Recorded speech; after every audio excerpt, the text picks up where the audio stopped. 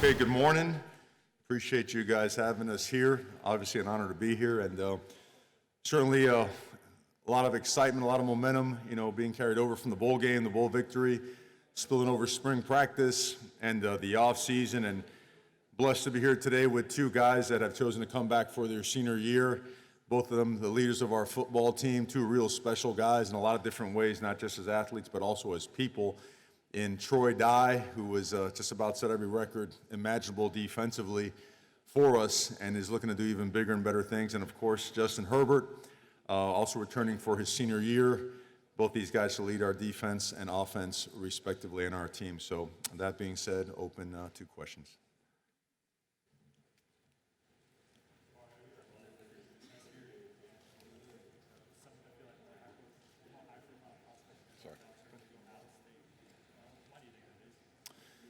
Well, I just think the world is smaller.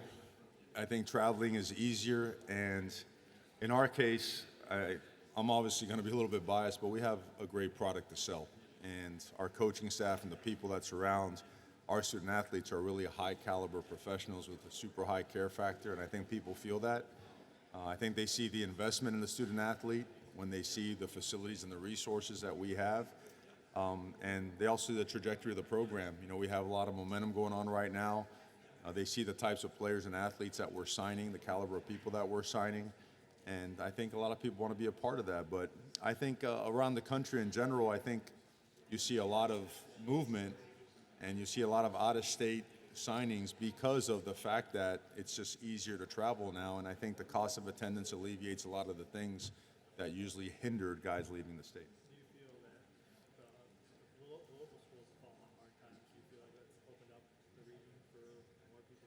I think the local schools are great schools and great programs, and I just think that, again, the whole traveling part of it has become just a lot easier, and I really believe that's what's going on. And you never saw that back in the day, right? Back in the day it was like everyone stayed home and whatnot, but it's just different times, and it might be a phase, it might not be, but I think that's what's transpiring right now.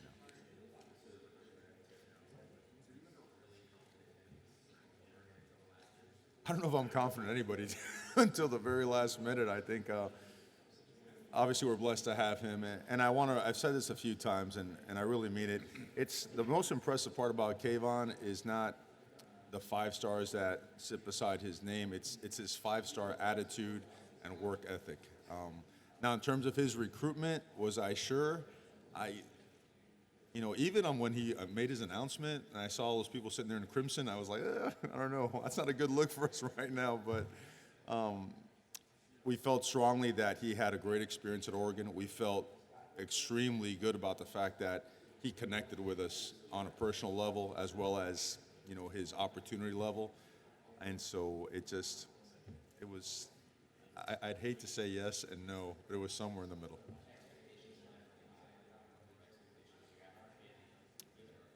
Well, I think guys like him and guys like, I could go on and on about, guys like Mace Funa, Micah Pittman, Mikael Wright, Keon. It goes on and on and on. Sean Dollars. All these guys, they're really talented guys, and we expect these guys to be contributors, and we expect them to contribute quickly. They've played at high levels. They've had extraordinary coaching at the high school level. There's a lot of pride. We love Southern Cal football. Absolutely love it. The entire state of California, just phenomenal football and great coaching. And so that's why we're so heavily invested in the area. What was your immediate Jonah's another one. There's another guy that, sorry about that. It's a lot. I was going to ask your immediate reaction to being picked atop the Pac-12 North and kind of how you handle those expectations internally. Well, I think the expectations inside never really change. I think you always acknowledge what the noise is on the outside. When I say no, I say that respectively, because I certainly respect the media and the choices and decisions made, but it never really factors into the process. It never really factors into anything that relates to our preparation. I think our guys have understood pretty clearly that when we prepare well and when we are completely focused and dialed in what we're doing, we're pretty good. And when we don't, we don't play very good. And we have a very challenging schedule, and we have a lot of challenges on the road, and it's something that we know we have to improve upon because we haven't done a very good job. And it starts with me. It starts with coaching. We got to make sure that we are prepared mentally and have a mindset that's a different level. Help enhance the DNA. So again, it's even though it's something that's always a compliment, and we respect the fact and appreciate that fact, it doesn't factor into our preparation. You mentioned the road struggles a little bit. Have you had any kind of soul searching about what kind of measures you can take to correct that, and kind of what's that process been? Yeah, I think the process is really, it's taken its course and it's gone fairly well. 2 years ago, the struggles on the road were monumental. I mean, they're double-digit defeats and absolutely no chance at winning, to last year winning 3 of them, but still having difficulties in other ones. And now understanding that, as this thing gets harder and you get deeper into it, especially when it goes into conference play on the road, is that the level of attention to detail and the shutting out of the outside world has to be at a level where there is no distraction. There is nothing that could derail you from your mindset and your approach to the game. So as much as we've done a lot of mindset training in the offseason, sports psychology, we've changed the setting on our guys and are going to do different things during camp to help enhance that experience and make our guys feel comfortable in uncomfortable settings. Mario, the starting O-line is down 38 pounds this offseason, and these were accomplished players. But then you have backups like Salah, who's down even more. He's down like 70 pounds in 7 months, and Panay's down 20. What was the point of emphasis, particularly for the starters, to be down? I think Panay might be down in moon pounds. I don't know if it's like in earth pounds. He's down. He weighed today, I think it was 334. He played mostly at 342 to 348 in that range. Salah came in at 380, so we had to get him down. We felt that now his body fat is at a level we could build him back up, and his playing weight's probably 328 and 330. But most of the guys have hit their target weight. Some of the bigger guys that were more, I wouldn't say that they're a project, but their weights, their body weights and body comps were projects. We've done an extraordinary amount of work just changing their body comp so we can build them to their optimal playing weight. We treat them like prize fighters. Guys fight their best at a certain weight. We've identified that weight. We did the reducing part of it, and now we start to climb back up. Those are the guys who are down, but then Patrick Herbert is up like 20 since spring, and then you had freshmen arrive at a lot higher than they were ranked as recruits. I'm sure none of it was a surprise, but Dorless up like 20-something, Bridges up 20-something.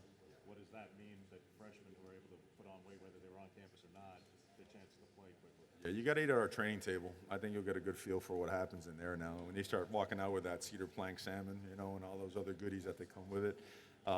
At the same time, a lot of these guys in high school, they eat once, maybe twice a day. Their breakfast is a bag of chips and a glass of Gatorade. Now they're eating 4, 5, 6 times a day, including all their shakes and their snacks and everything else. So it's a big change for them, and you combine that with the type of strength and conditioning program that we have, and you're going to see some pretty immediate results. You've been out here for a couple of years now getting comfortable. What are the differences between the Pac-12 and, say, the SEC and the ACC? I think there's a lot of similarities in a lot of different areas. There really is, especially the level of competition at the skill positions, offensive line play. Quarterbacks are extraordinary out in this part of the country. I think as it relates to, it's reflected in the draft, you've seen probably more defensive linemen drafted out of, maybe the southern part of the country and east of the Mississippi, but there's a lot of similarity. I know that there's always conversation about which conference is the best, this and that. I think what you're going to see, especially with the enhanced recruiting, with the amount of some of the coaching changes that you've seen, that the Pac-12 is going to show out and going to show out really, really well. So I see more similarities than I see differences. Do you see any cultural differences as far as the approach? Well, all I can speak about is our culture, and we brought over a blueprint that's pretty demanding now. I mean, it'll test you, it'll push you, and you wondered how that was going to be accepted, whether it was going to be taken in or whatnot, because culture is a word that's overused, right? I mean, everybody's culture. Well, we really like to think that within the walls of our place it means the world, and that there has to be an intolerance for anything that doesn't support or uphold the culture. So Our guys have been accepting, they've been phenomenal with it, and they've enhanced it because they enforce the principles and values of it. Coach, you took your staff in Alabama. What did you feel the takeaway that your staff got from that experience? Well, the first thing is, since the blueprint is very similar, is watching the practice regiment and how not only how it's structured, but how it's run. A lot of the drills are too spotted, so that you really have to spread out your coaches and you have to assign certain sets of eyes to certain parts so that the eye discipline and the coordination of practice is on point. Just because the tempo is extremely fast, it doesn't slow down. I thought in meeting with their coaches and sharing ideas with them from the season and from other schematic challenges that both have faced or are facing, where it was very positive as well. I thought having our coaches look at their players and see where they are in their developmental process, as opposed to where our guys are at, to see, hey, where are we and where do we feel we have to continue improvement. So a lot was gained out of it, and obviously those are familiar faces, so it was good to see some folks that I hadn't seen in a little while. How does that translate to your teams when they know that you're associated with Alabama and bring back some stuff? Right. Is that inspiration for them to say, hey, we're doing some stuff with Alabama? Well, I think the inspiration is more in the fact that we're always telling players, hey, lift, get bigger, get stronger, get better. Well, what are you doing as a coach, right? Are you sitting in your office just pointing fingers and directing, or are you doing it yourself? So we did spend an extraordinary amount of time visiting different places and had people come in and visit to anything that can help us, gain an edge in any part of our schematics, our culture, our discipline, our regimen, the way we travel, the way we eat, the way we sleep, the amount of hours we sleep. I mean, you name it, we take a snapshot of the entire program and we assess everything to see if it's good enough. And if it's not, then we try to find a way to enhance it. Since you've taken over, pretty much from day one, you've been talking about building not only for the next season, but 2, 3, 4 years down the road, especially with recruiting. Mm-hmm. Does having so many players back this year, especially on offense, does that accelerate kind of the window that you guys were initially kind of planning for when you were building this program? Well, I think the challenging part was that the classes weren't staggered in an ideal way. Last year we played with 72 scholarship players. That's really low. We signed 3 graduate transfers at the end to get us to 75. That's still 10 under. Those are depth issues. Those are practice issues. You don't have the quality of scout teams that you want. It really hurts you, So what I think now, if at the end of this cycle, it's ends up being about 50 players or whatnot, however many we sign to get to whatever number we get to, with this kind of leadership and the caliber of freshmen that we sign, I think it's an awesome combination to have guys like Justin Herbert, guys like Troy Dye, guys like Jordan Scott, Austin Faliu, guys like our offensive linemen, teaching these guys what the expectation is, knowing that their turn is coming up. And the best thing we can do is have those young guys watch our older guys do it the right way, exactly like we want them to do it, how we want it done, to the level that we want it done to. I think that is invaluable. That's more valuable than the talent itself. You don't have a ton of major position battles, Mario, at the starters, but I think the most significant on the offense would be the Brady versus Dallas competition, even though they're not in the same position. From your perspective, between the end of spring and what you've heard in the offseason workouts, where do they stand in that? Because, what Alex had said at the end of spring was, Rock doesn't have to be a tackle, which makes it sound like Brady was ahead, but where are things? Well, I think it's more than that, too. I think you got to throw in Stephen Jones in the mix. I think you have to throw in a guy like Alex Forsythe in the mix as well, because they've done really well. I mean, they have shown that they can play football. And, our offensive line took a lot of snaps over the last 2 seasons, and you'd like to have 8 guys that can play, and we're at that level now. So, but Brady has proven that he can do it.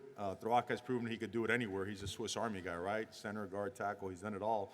So we're going to let that thing play out and give them all a fair opportunity, because they deserve that. However it works out, they're all going to play. There were over 400 high school freshmen. This offers 58th graders. What's kind of your philosophy? Is it ever too early? Is it dangerous, or how do you kind of handle that? It's all subjective as opposed to objective.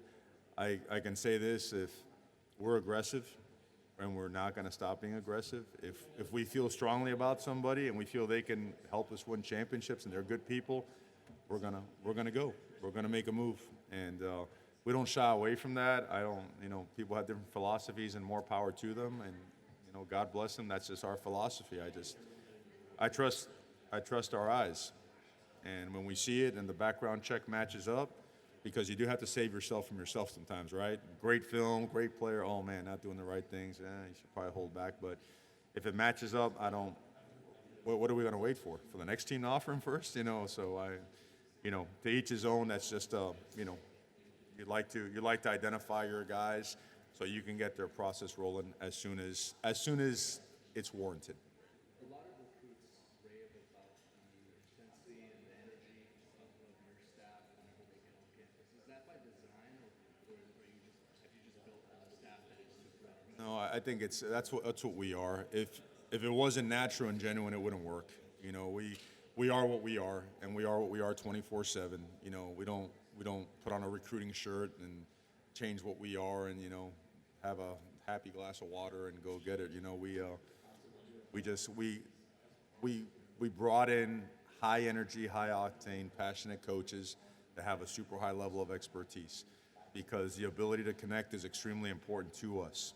I mean, what would you like for your son, right? You'd like your son to be around a high level of expertise guy that knows what he's doing, that has a super high care factor, that's going to bring it every single day. I mean, bring it. And so we just believe that you can't separate. Or you bring it for practice, but you kind of let your foot off the gas for recruiting, and do you let your foot off the gas for, no, if you're recruiting, if you're playing checkers, if you're playing football, bring it. There's been a trend in photo shoots and taking photos of the uniform and the helmet. You guys have really embraced that. How big and hard is that to the on-campus experience? I think it's a fun thing. You know, I don't know if it's a deal breaker, but it's certainly fun. You know, I think the coaches have more fun than the players do. I mean, Coach Feld is on more photo shoots than any of our prospects probably. But I think our guys enjoy it. I think it's kind of neat. Sometimes the families are around and have a chance to take some family pictures. But it does create a memory, and a memory is always important in recruiting, right? Especially as the year goes on longer and longer, you'd like something to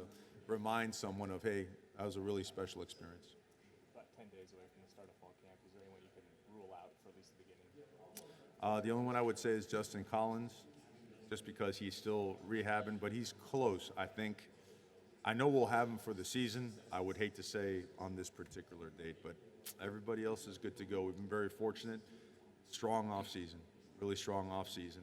Our strength conditioning numbers have gone up, but this is the year that you've been really working towards, right? 18 months means 2 entire off-seasons in the weight room, and 2 entire off-season and fourth quarter programs with your strength and conditioning staff and your football staff running it. So the numbers and the results of this year are significantly different than year one, where you're kind of setting the base, setting the foundation. So that's exciting. That's exciting. But again, the accountability factor in the locker room is extremely high, and it's directed and guided by those guys over there. You had one of the highest rated recruiting classes this past year, which means you have a lot of highly rated football players. Are there 1 or 2 guys that maybe were underrated that you're looking forward to seeing? Gosh, I think so. I think there's a lot.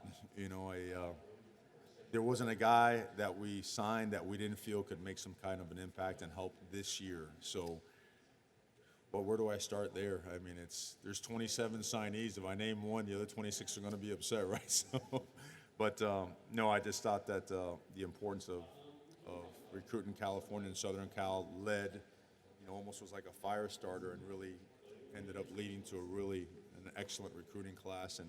But I could answer that question probably in about 14 days. I feel pretty good about it. By 14 days, I'll send you a nice little. What have you been seeing from Mikhail Wright, one of those high-profile recruits you brought in? Oh, yeah, he's special now. He's as explosive and as body quick. His foot and body quickness, his balance and body control are off the charts. Natural ball skills. I mean, he tracks the ball extremely well. Very explosive. He's specialist as well. Returns kicks, returns punts. Very quiet. But he's a jokester too. He likes joking around. Great family. Certainly a guy that was a huge piece of the recruiting class. One of the best corners in the country. And after just watching him move around and practice with us, rightfully so, he's going to have a tremendous impact this year. I know you can't speak about what happened there in 2016 because you weren't here, but that time Troy and a couple of other guys that were younger stepped up and said the culture wasn't right with the program. How has it changed since you showed Well, I think the first thing is to say that, you know what, it may not have been right, but we like to turn the focus to all the right things that happened before that, and even maybe some of the positive things that happened that year. Because, you know, when you come into a place, I really believe this. I've seen it from all ends, man. When you come into a place, you respect those that came before you. You know, there's nothing worse than hearing, right, someone coming throwing someone else under the bus. That's horrible. And so I think our players, we gain more and more of an understanding of the great tradition at Oregon. You know, and I had to be educated upon it, right? Where am I from? I'm from the other side of the world, right? I mean, one good boat ride, and I'm in Cuba, right? So Five minutes remaining with Oregon. 5 minutes remaining with Oregon. Because of all that, I've been educated. The players have been educated. We've had so many former players come in, meet, speak with our guys, that they understand, like, this thing was strong for a long, long time. And Troy and Justin came to Oregon because of that strength. And so when they were presented with this culture and with this regimen, because I can be difficult, you know? I can be a little bit difficult. It was demanding, and I was like, man, how's this going to be taken in? Is it going to be accepted? And not only did they accept it, they enforced it, they enhanced it. So we really believe that's been the ultimate difference in our football team, and we believe it'll be a key factor in our success. How do you correct the drops, the wide receiver drops? I know that was a little bit of an issue last year. Must have been frustrating for the quarterback, but I mean, do you make him carry around the football for a whole week? I mean, what do you do to? You saw the movie The Program. Okay. Well, we had I think it was 50-plus drops, and which I think led the country. And honestly, I blame myself. I blame us as coaches. We should have done a better job teaching it, because catching the football is still a technique. It's a fundamental, and we could enhance that if we teach it the right way. Now, that being said, we have our new wide receiver coach, Coach Bo, does a great job. He has enhanced our technique and our ability to catch the football. We reduced the number of drops by almost 80% during spring ball. That also goes with the fact that alignment and assignment, and then all these new guys that we have signed, have really upped the level of competition in that room. And my old coach way down south used to have us in a team all together. He used to say, I know what'll fix this. Competition will fix this. You know, when the guy behind you is chomping at the bit and nipping at your heels, you know, in an attempt to push for that playing time, everybody's sense of urgency elevates. And we've introduced competition the right kind of way. The level of urgency and attention to detail has elevated, and we've had tremendous improvement in the spring, and we have to carry it over and improve in the fall as well. But you're right, it is something that has to improve, and it starts with technique and fundamentals, and then it spills over to alignment and assignment. Mario, in that vein about the receivers, not a knock on Jalen and Brendan, but they are both converted defensive backs by trade. With that said, can Josh and Micah push either of them in fall camp for a starting job for that opener? Those guys could can push. push. Freshman in that spot against that secondary and Kevin Steele and everything in that first week. Those guys can push, and they can push the entire year, not only for the opening game, without a doubt. Josh, Micah, both those guys proved, Jawan, they all proved that they can play. Brendan Schooler had a phenomenal spring. You know, Johnny Johnson had a really good spring as well. Jalen, all those guys have stepped up, and I really believe this. Those guys have done a good job taking it upon themselves to better the culture in the wide receiver room. And a lot of that goes with Coach Bo and a couple guys that we have hired as analysts, you know, Prince Gill and our GA and Jonathan Krause. Those guys, they have really good relationships with our players. So the combination of all those things, they know it has to be better and it has to change. It has to, for us to be successful with that quarterback back there, it is probably the most important thing we do on the offense. USC's back on the schedule this year for you guys. Can you talk about the stress that the air raid offense puts on the defense? And you'll be facing it twice now this year. Well, it's obviously it's a very challenging offense, and I think when you think of USC and the caliber of athletes that they have, obviously they not only are they talented, you know, they're a well-coached football team, and with a schematic change like that, you know, it potentially presents a lot of problems. You know, and certainly they have a really strong front seven returning, some really talented defensive players. So we know they're a really good football team. How much does a healthy Cam McCormick change that tight end position and just what you can do offensively? Drastically. I mean, that position, when that position is an effective blocker as well as a receiver, it changes your entire offense. Living with open edges isn't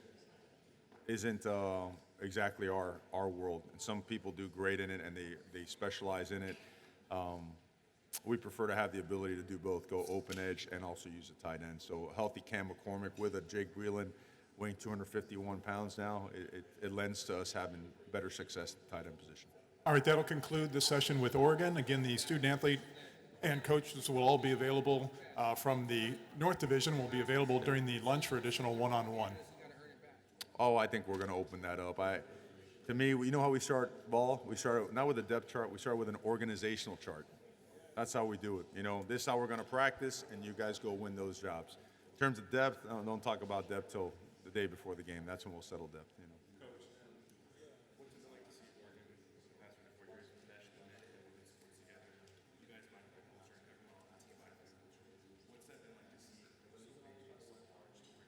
The what? Oh yeah, no. Rob Mullins is you ain't gonna find a better AD than Rob Mullins. I mean, he's off the charts as a leader, as an administrator, and the passion that he has created within the athletic department is contagious. And so the support for each other within the walls and within the programs is off the charts. Thank you.